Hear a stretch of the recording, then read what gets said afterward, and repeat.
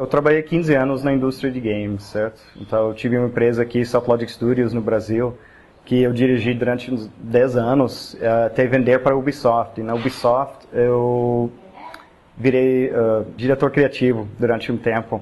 E nesse papel de diretor criativo, eu comecei a estudar transmídia. Foi uma das coisas que eu estudei. Então a gente vê muito hoje em dia transmídia, a ideia é que tu vai contar uma narrativa usando várias mídias, e cada mídia eu vou contar uma parte um pouco diferente da narrativa. Mas eu não vou perder nada se eu ignorar uma mídia ou outra, se eu não ler os quadrinhos, ou se eu não assistir um vídeo no YouTube, eu não vou perder a narrativa mais importante. Então a gente vê Assassin's Creed como um exemplo disso, porque temos os games, tem a narrativa principal. Então eu posso jogar apenas os games no PlayStation 3 ou Xbox e eu vou ter a narrativa principal. Mas também se eu jogar no PSP, eu vou conseguir aprender outra parte da história que se aplica. Se eu assistir os vídeos no YouTube, eu vou aprender um pouco mais da narrativa. Se eu ler os quadrinhos, eu vou aprender um pouco mais. Se eu ler os romances, eu vou aprender um pouco mais. Eu acho que os games não influenciam o jeito que eu escrevo. Eu escrevo baseado no que eu li toda a minha vida, toda a minha leitura. Mas influencia a maneira um pouco que eu mostro a série para o público. Porque eu tenho o meu site é abandeira.org, e no site, o que eu faço? Primeiro, eu tenho bastante arte da série, então eu peço ilustrações, pinturas de artistas, e eu vejo um pouco da interpretação deles da série. Então eu já estou colocando arte em alguma parte do website. O outro, eu tenho notícias, isso não é parte da narrativa, mas a outra parte do site eu fico contando detalhes sobre a cultura, sobre os elementos de folclore, sobre os personagens. Eu conto detalhes que não existem dentro do livro em si. Então não é prosa, não é ficção aquela parte, mas eu estou acrescentando acima da narrativa alguma coisa. Eu estou contando um pouco mais a história, eu estou contando o que tem atrás, os elementos. E na verdade esse site faz muito sucesso no exterior em inglês, porque eu tenho em inglês a versão, eu tenho em português aqui.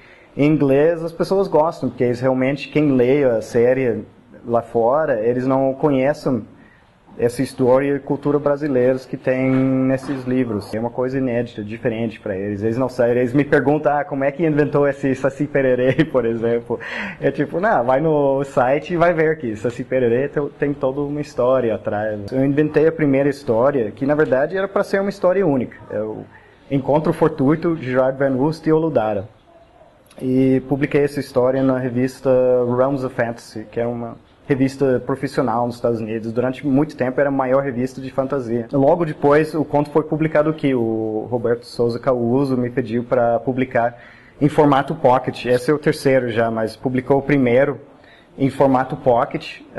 A Devir publicou aqui. Quando eu escrevi essa primeira história, comecei a pesquisar e aprofundar, eu pensei, esse tem que ser uma série. Aqui temos um holandês que vem para o Brasil, do século XVI, em busca de aventura, que é o Gerard Van Wust, e Oludara, que é um africano iorubano, que é um escravo, mas os dois se encontram.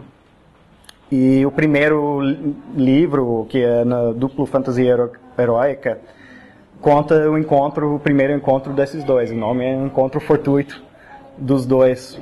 E eu comecei a desenvolver todo o mundo ao redor desses dois personagens. O primeiro foi indicado ao prêmio Nebula, que é o principal prêmio de ficção científica do mundo, junto com o Hugo.